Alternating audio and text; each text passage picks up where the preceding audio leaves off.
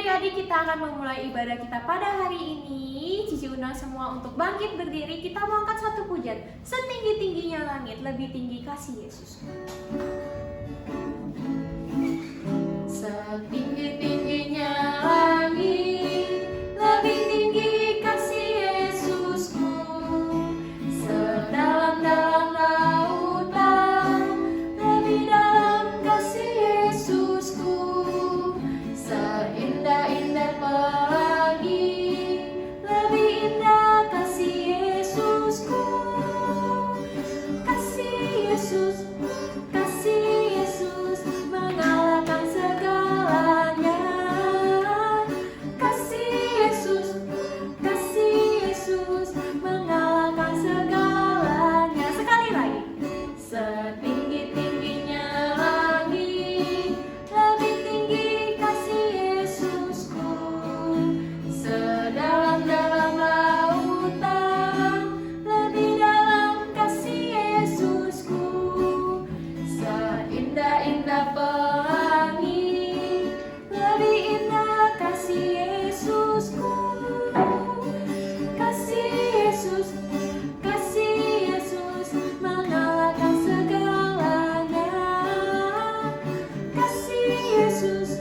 Kasih Yesus mengalahkan segalanya.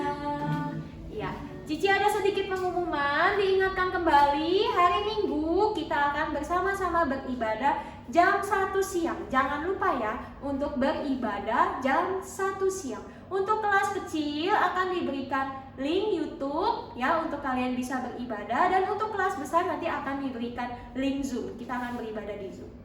Oke, kalau sudah kita mau mendengarkan firman Tuhan, kita mau angkat satu pujian.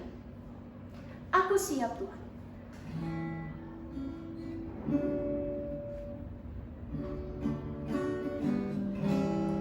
Aku siap Tuhanku, segenap hidupku serahkan, ku siap. Aku siap Tuhanku, curahkanlah Roh Kudus-Mu. Siap. Mari kita bersatu di dalam doa. Ya Tuhan, kami sudah menaikkan puji-pujian di hadapan Tuhan. Bersyukur kalau kami masih boleh beribadah kepada Tuhan. Ya Tuhan, sekarang kami ingin mendengarkan firman Tuhan. Kiranya Tuhan pimpin kami. Allah Roh Kudus memberikan kami pengertian. Pimpin juga Cici Koko yang akan membawakan firman Tuhan. Hanya di dalam nama Tuhan Yesus kami berdoa. Amin. Halo adik-adik, kembali kita bersekutu hari ini dan kita akan mendengarkan firman Tuhan. Sebelumnya, kalau kita sudah memuji nama Tuhan, kita juga mau mendengarkan firman Tuhan, kita akan berdoa terlebih dahulu. Mari kita berdoa. Bapa kami yang di surga, kami sungguh bersyukur Tuhan boleh merencanakan keselamatan bagi kami, dan kami boleh berespon mendengarkan firman Tuhan, dan kami boleh percaya dan taat. Dan kami boleh menerima keselamatan yang Tuhan telah sediakan. Terima kasih ya Tuhan, biarlah kami boleh tetap teguh berpegang kepada Injil yang merupakan kekuatan Allah yang menyelamatkan kami, setiap orang percaya. Dalam nama Tuhan Yesus kami berdoa dan mengucap syukur. Amin. Nah, adik-adik, hari ini Cici Leni mau kita semua melihat apa yang Paulus sampaikan ya. Jadi Paulus menginjili kepada bangsa Yahudi, tetapi dia juga punya kerinduan menginjili bangsa bukan Yahudi. Dan dia juga telah menginjili di beberapa tempat di beberapa daerah yang lain. Dia juga punya rencana untuk menginjili atau pergi ke kota Roma untuk memberitakan Injil kepada orang-orang di kota Roma. Tetapi pada waktu itu ada beberapa orang yang telah menjadi percaya kepada nama Tuhan, orang-orang yang telah menerima Tuhan Yesus sebagai juru selamat pribadi dan mereka telah menjadi pengikut atau murid Tuhan Yesus. Dari mana ya? Padahal kan Paulus belum pernah menginjili ke kota Roma. Dari bacaan di Kisah Para Rasul kita mengetahui bahwa ada orang pada peristiwa hari Pentakosta, ada beberapa orang dari Makedonia dan Asia, mereka ada di peristiwa Pentakosta itu, dan ketika mereka pulang, mereka juga memberitakan kesaksian mereka, dan beberapa orang yang mendengar menjadi percaya. Nah, dari situ ada beberapa orang di kota Roma yang telah menjadi murid Kristus, telah percaya ya bagaimana Tuhan memimpin bahwa keselamatan itu bukan hanya diterima oleh orang-orang Yahudi tetapi juga oleh orang-orang bukan Yahudi. Tuhan Yesus juga mempunyai atau memberi kesempatan membuka dan memberitakan rencana keselamatannya kepada semua bangsa karena Tuhan Allah mau menghendaki setiap orang tidak binasa, tetapi setiap orang beroleh kesempatan untuk mendengarkan berita Injil dan juga mereka boleh percaya dan mereka boleh diselamatkan di dalam nama Tuhan Yesus Kristus ya. Dari sini kita kalau adik-adik membaca di dalam kitab Roma adalah satu buah surat yang Paulus tulis kepada orang-orang percaya, kepada orang-orang di kota Roma ya. Jadi pada waktu itu Paulus sedang berada di kota Korintus ya. Dia menulis surat kepada orang-orang di kota Roma bagi orang-orang yang percaya yang ada di kota Roma. Biasanya kalau di dalam surat itu kan ada salam, ada tempat di mana dia menulis, ada isi surat, ada salam pembuka, ada isi suratnya, ada juga salam penutup ya. Nah, pada hari ini Cici Leni mau menyampaikan bagian dari salam. Jadi ada di awal-awal surat Paulus ya, bagian salam dari surat Paulus yang Paulus tulis sekitar tahun 57. Pada waktu itu ia berada di kota Korintus. Sekitar tahun 57 Paulus menuliskan surat kepada orang-orang Roma yang telah menjadi percaya dan telah menjadi murid Kristus, yang dia sebut juga orang-orang percaya itu dikasihi oleh Yesus Kristus ya. Bagian salam ini karena Paulus belum pernah ke kota Roma, tetapi Paulus itu beberapa kali mengungkapkan bahwa dia ingin sekali beberapa kali berkunjung ke kota Roma karena dia telah mendengar ada beberapa orang yang telah menjadi percaya, ada beberapa orang yang telah mendengarkan berita tentang nama Tuhan Yesus Kristus dan mereka boleh menjadi murid Kristus ya.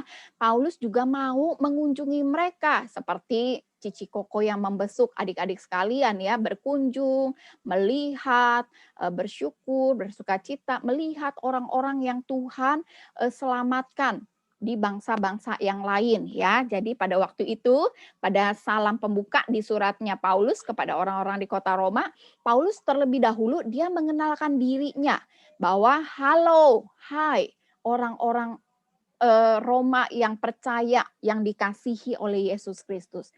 Aku, Paulus hamba Yesus Kristus, dipanggil menjadi rasul dan dikuduskan untuk menuliskan surat ini dan memberitakan Injil Allah. Ya, terlebih dahulu Paulus mengenalkan dirinya karena dia belum pernah, dia bukan pendiri jemaat Roma, Paulus tidak mengenal mereka, dia terlebih dahulu harus mengenalkan siapa dirinya karena orang-orang juga belum pernah mendengar atau mengenal dia ya. Jadi kalau kita adik-adik baca, dia mengenalkan dirinya sebagai Paulus, hamba. Adik-adik tahu kalau hamba itu adalah sebutan lain dari budak ya. Budak adalah orang yang telah dibeli, orang yang telah ditebus, ya orang yang menjadi milik tuannya. Ya, Paulus menganggap dirinya adalah hamba Yesus Kristus. Kenapa? Karena Paulus adalah hamba, budak dari tuannya yaitu Yesus Kristus yang telah ditebus, yang telah diselamatkan. Oleh karena itu, dia merasa harus melayani Tuhannya. Dia rindu melayani Tuhannya Yesus Kristus, ya, tidak hanya sebagai hamba, tetapi Paulus menganggap dirinya adalah orang yang dipanggil menjadi rasul. Kalau adik-adik tahu lagunya ya, ada 12 murid Yesus yang disebut rasul ya. Rasul-rasul ini adalah orang-orang yang Tuhan Yesus pilih sendiri untuk mengikuti Yesus dan untuk menemani Yesus ya, bersama-sama Yesus mengabarkan Injil dan juga mengadakan tanda-tanda bukti bahwa Yesus adalah Mesias, Allah yang dijanjikan untuk menebus dosa manusia ya. Jadi bagi Paulus, Paulus bukan menganggap atau bukan menunjuk dirinya sebagai rasul. Dia tidak memegahkan, tidak menyombongkan atau tidak mencap dirinya sendiri, aku ini rasul ya, karena kita tahu bahwa Paulus adalah seorang yang terpelajar ya, seorang yang hebat ya, seorang keturunan Romawi, tetapi dia menganggap bahwa jabatan rasul yang dia terima adalah pilihan Allah bagi dirinya sendiri, karena dia telah dikuduskan. Tadinya dia seorang yang jahat, tetapi dia telah dipilih sendiri oleh Tuhan Yesus Kristus dan dia dikuduskan menjadi rasul.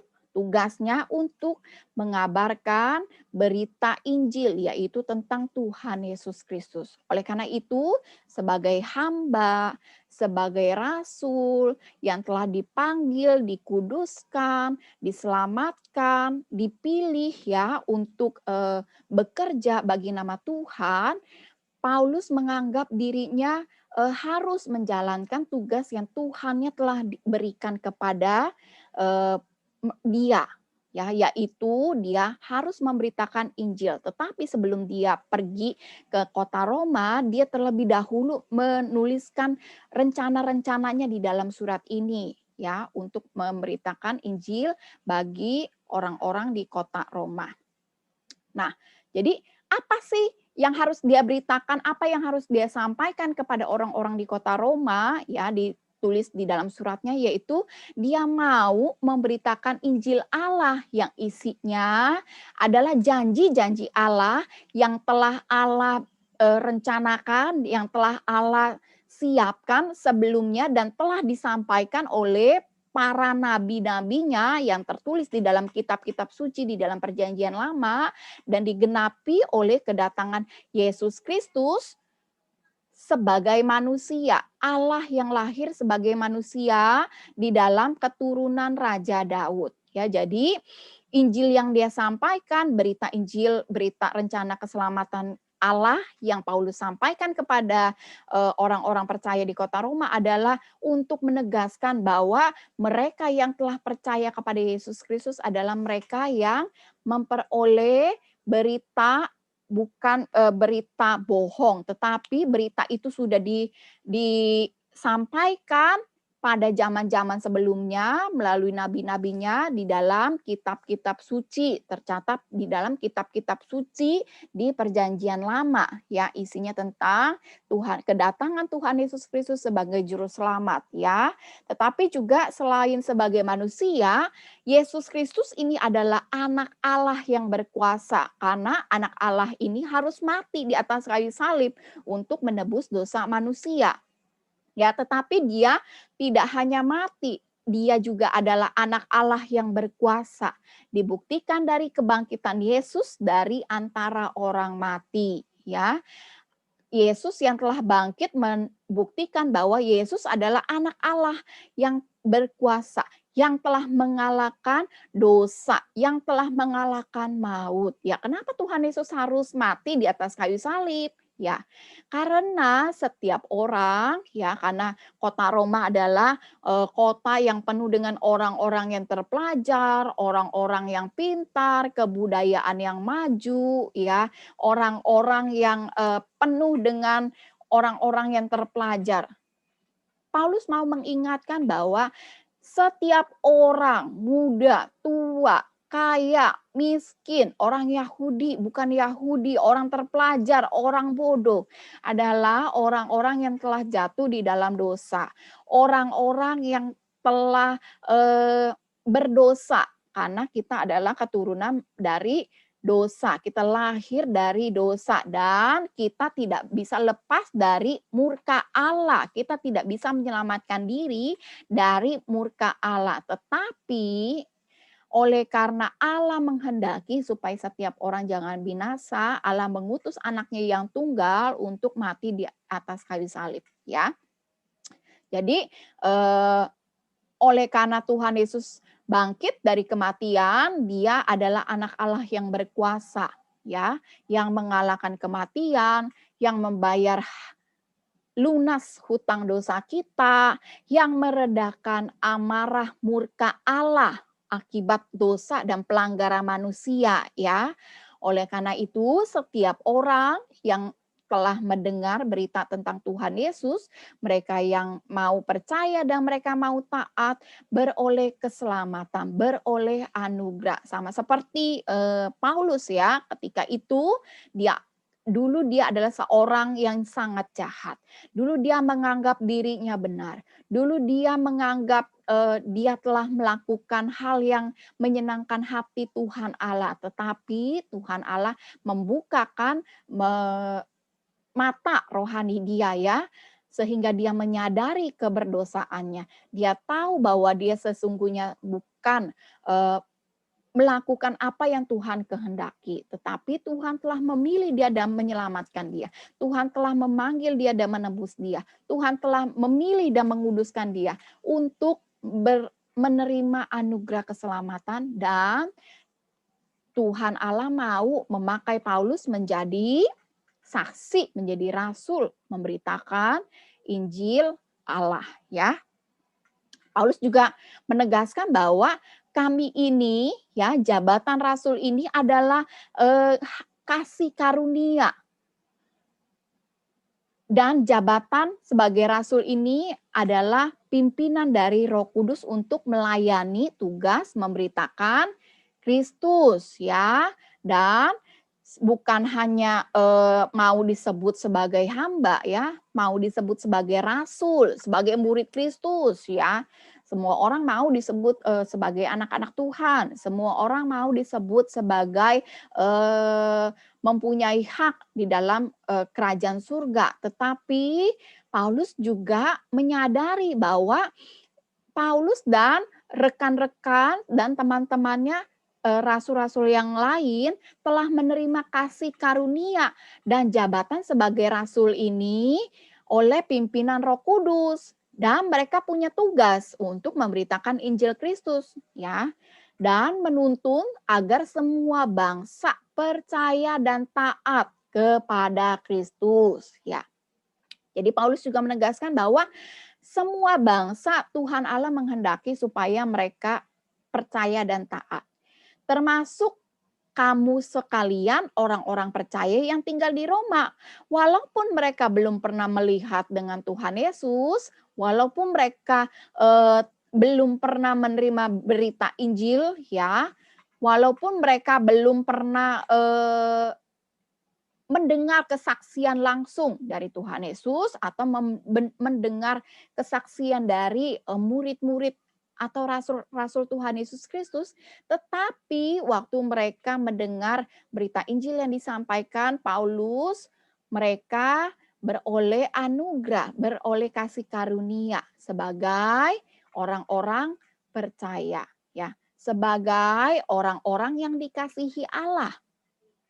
Mereka beroleh anugerah sama seperti dirinya yang telah dikuduskan dan telah dipilih, ya, menjadi rasul.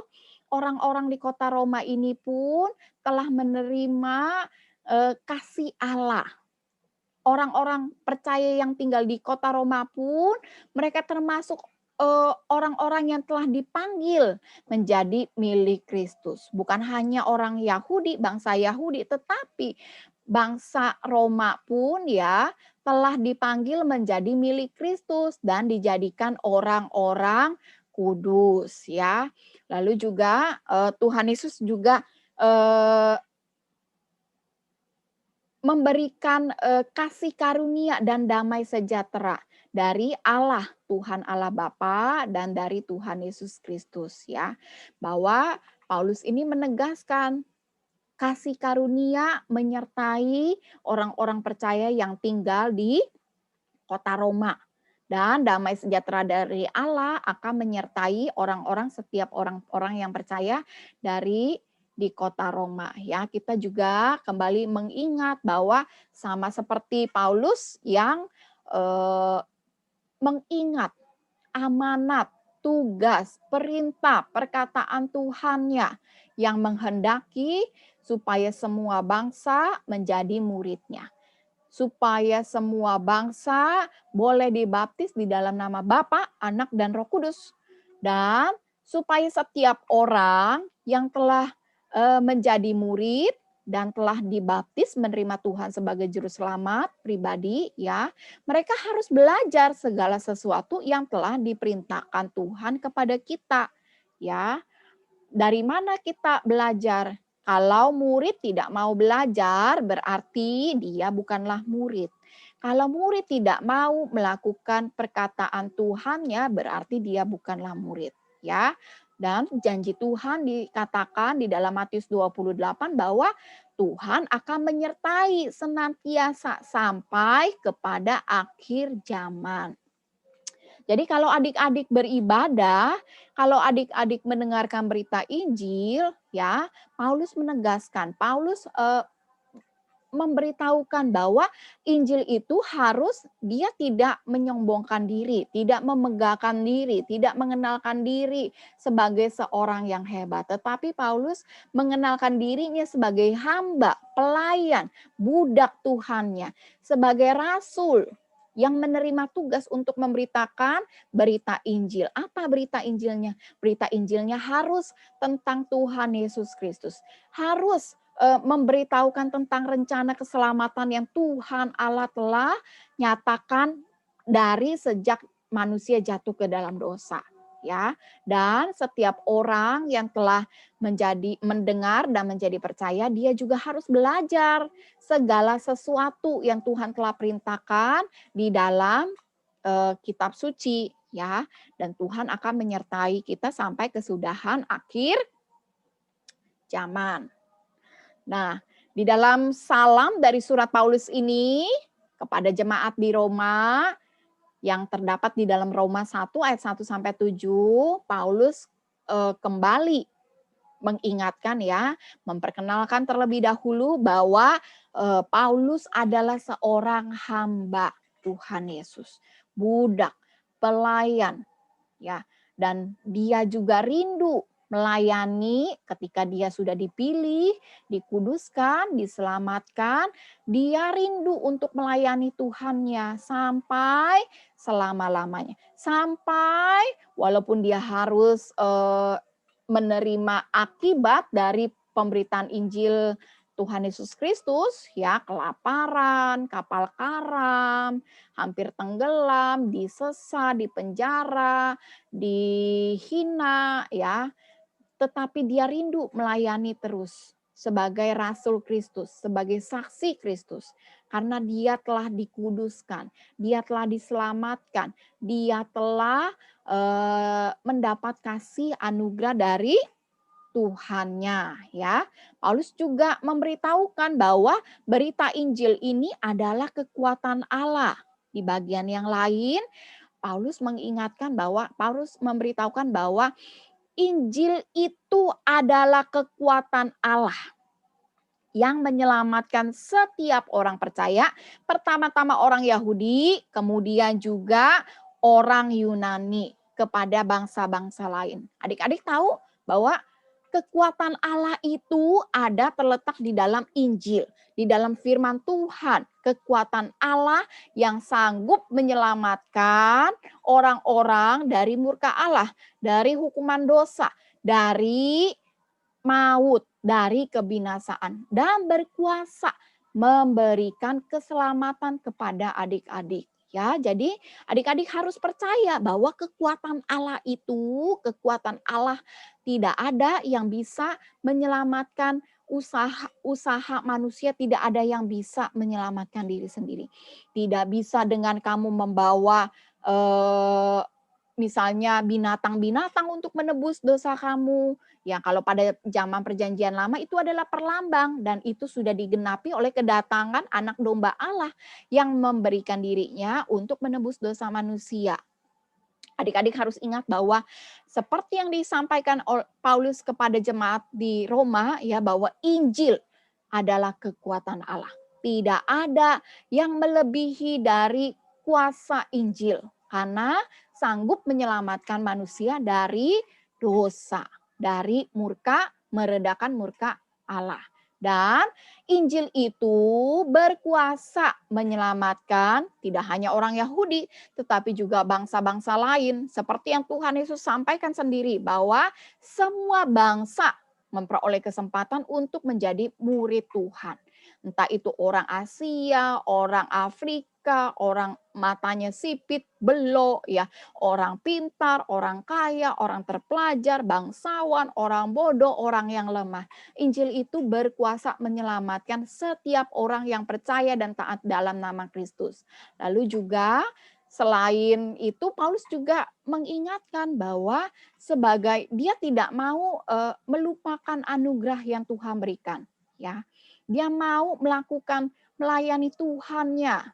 Itu juga menjadi tugas setiap orang percaya. Setiap orang yang percaya, yang telah menerima Tuhan, harus menjadi saksi, memberitakan Injil, memberitakan Tuhan Yesus. Ya, jangan takut karena ada kasih karunia dan damai sejahtera Allah yang akan menyertai kita semua. Yang akan menuntun, memberikan pengertian, ya, yang memimpin kita untuk berani bersaksi bagi nama Tuhan, yang akan mendorong kita menyatakan kebaikan Tuhan, yang akan mengingatkan kita perbuatan-perbuatan ajaib yang Tuhan Allah telah kerjakan, yang telah menyampaikan kabar kesukaan bahwa Dia datang untuk menyelamatkan kita semua. Ya, mari adik-adik kita berdoa. Kita juga mau kembali mengingat bahwa selalu ingat bahwa Injil adalah kekuatan Allah yang menyelamatkan setiap orang yang percaya, baik orang Yahudi dan semua bangsa. Ya, itu yang menjadi kekuatan kita karena kita mempunyai Injil. Mari kita berdoa. Bapa kami yang di surga, kami sungguh bersyukur bahwa kami boleh dipilih menjadi milik Kristus.